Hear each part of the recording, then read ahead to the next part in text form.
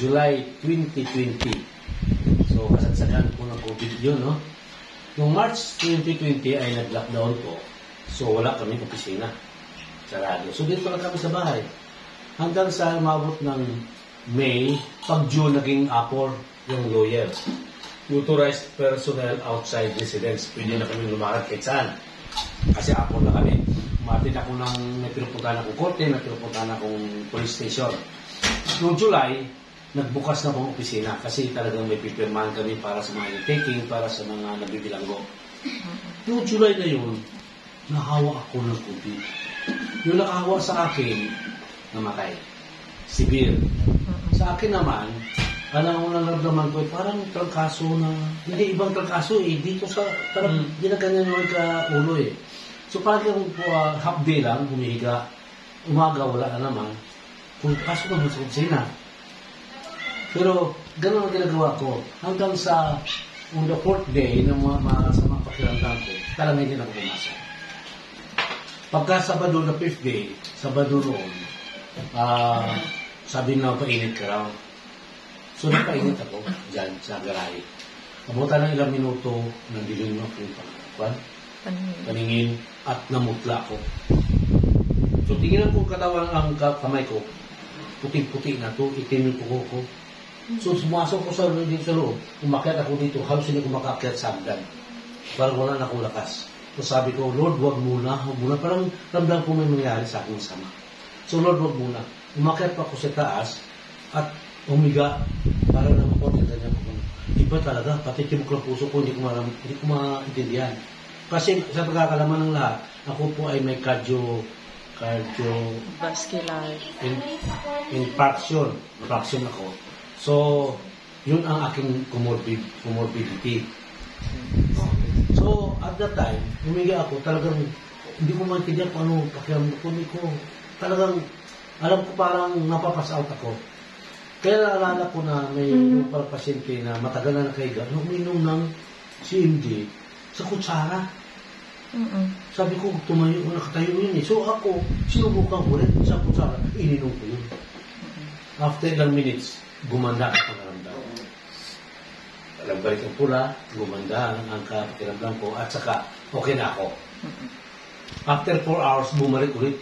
Nagdama ko naman alamig, putla naman. Inuman naman ako ng isang kutsara sa inyo. So balik na naman siya, okay naman ko. Okay naman. Kinagabihan, nandiyan na naman. Kaya lang, sabi ng asawa ko ay, kutsarita na lang, masyadong magastos. Pero nakisakit namin na, pero nagtrabaho lang tipid ah. So, kutsarita ko na lang, ininom ko pa rin. No, ang isip mo. Wala kong kumakain, wala ganang kumain, hindi mo manunok. No, basta sa symptoms ng COVID positive ako. So, umagahan, ng linggo, pumunta kami sa, linggo pumunta, hindi kami pumunta sa ospital kasi wala ang doktor. Siguro pa rin maintain na ako ng CND. Kinarunisan, pumunta kami ng ospital, nagsaswab test po ako. Webes dumating, positive ako ng COVID. So tinanong ko ng doktor, ano nangyari? Sabi ng doktor, nung Sabado nangyari na mutla ko, napapasaw, also pasaw ko, yun ang fix mo. Mabuti na survive mo. Kasi kung nawalan ka ng malay noon, siguro dali ka sa ospital. Kung mawala ka ng malay, mauti-uti mo umusak ka ng oxygen, itutubo ka talaga. So dahil itutubo ka, ang tubo na naman is para magkaroon ng oxygen yung lungs mo. Hindi naman para gamutin yung sakit mo. Kaya kalalasan na tinutubo ng malay kasi wala naman talagang gamot na nilagay. Nilagyan ng oxygen yung lungs mo. So yun. Swerte ka lang at na-survive mo. Ano yung ginawa ko? Ito lang. Walang nakapagsabi kung ano ang gamot. Kaya sinabi ko nung na-survive na, okay, na-clear na ako, sabi ko, confirmed COVID patient number 132 at ako. Post patient. Survive because of CMD. Nakita ng aking kliyente na naka-admit din sa ospital for ilang weeks na. Ang kanyang card na 700,000 ubos na. So, nagtanong sa attorney, anong ginamit mo? Sabi ko, CMD. Ikutsara. Kinutsara niya. The next day, lumabas siya. Umuwi. Pag-uwi, ito na. Nag-drops na siya. Gumanda, mabilis ang kanyang recovery. Pero nung hindi siya Wow. nakakuha ng CMD, talagang doon na siya, hindi siya makalakad kasi paano siya, hirap na hirap daw sa lumakad. Hinihingal siya, punong ininot siya ng CMD sa kutsara, biglang gumanda ang pakiramdam niya. Nakauwi siya.